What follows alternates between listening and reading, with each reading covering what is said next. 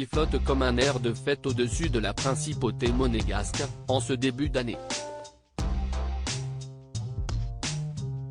Alors que la princesse Stéphanie est sortie de sa réserve pour lancer la 45e édition du Festival international du cirque de Monte-Carlo, ce jeudi 19 janvier 2003, sa sœur aînée Caroline célèbre plus discrètement ses 66 ans, ce lundi 23 janvier.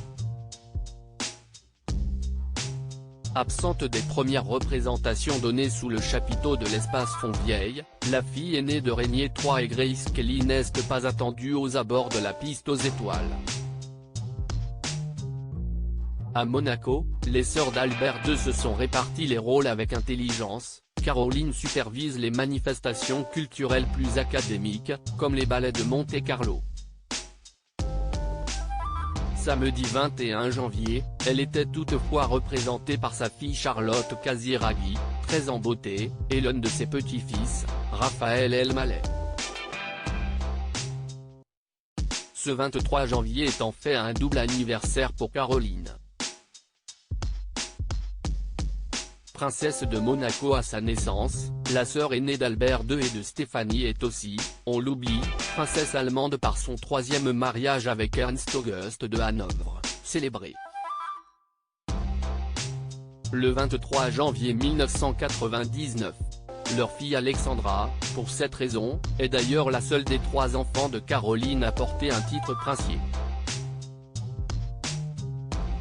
Depuis 10 ans, Caroline et Ernst August mènent des vies séparées.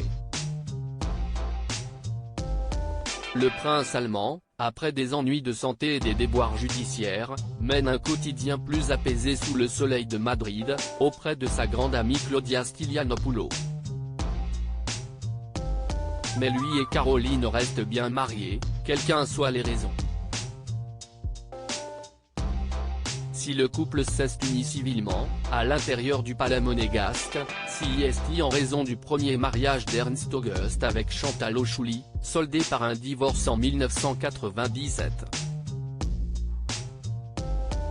Bien qu'elle-même déjà 2 fois mariée, Caroline aurait pu prétendre à une union religieuse.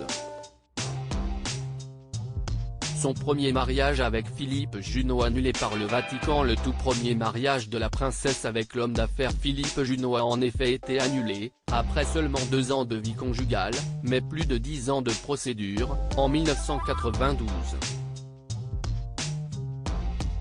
Le couple s'était rencontré dans une discothèque new-yorkaise, en 1977, et avait décidé d'officialiser leur amour sans trop attendre, en 1978.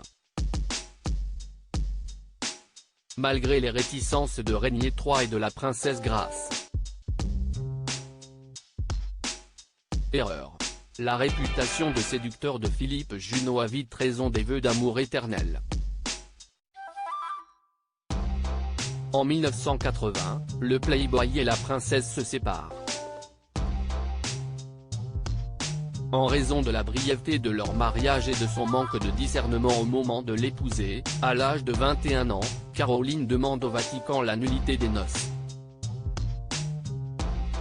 Rare requête validée par le Saint-Siège au début des années 90, donc. Supérieur à retrouver ici les hommes qui ont marqué la vie de Caroline de Monaco, veuve de son deuxième époux Stefano Casiraghi en 1990 quand la princesse rencontre l'industriel italien Stefano Casiraghi, durant l'été 1983, sur l'île de Cavallo, elle est bien plus sûre de ses sentiments. Elle est d'ailleurs enceinte de leur fils aîné Andrea, quand elle l'épouse à Monaco, en décembre 1983. Son mariage avec Philippe Junot n'ayant pas encore été annulé, il s'agit d'une union civile. Le couple, pourtant si beau, si amoureux, ne pourra jamais s'unir religieusement. En 1990, Stefano Casiraghi meurt tragique dans un accident de offshore. À seulement 33 ans, Caroline est veuve. Nouvelle tragédie, qui va l'obliger à une nouvelle renaissance. Ernst August de Hanovre n'ait pas été marié une première fois, Caroline aurait pu l'épouser devant Dieu. L'Église catholique reconnaît en effet à un conjoint survivant la possibilité de se remarier religieusement. Crédit photo, Dana Presse.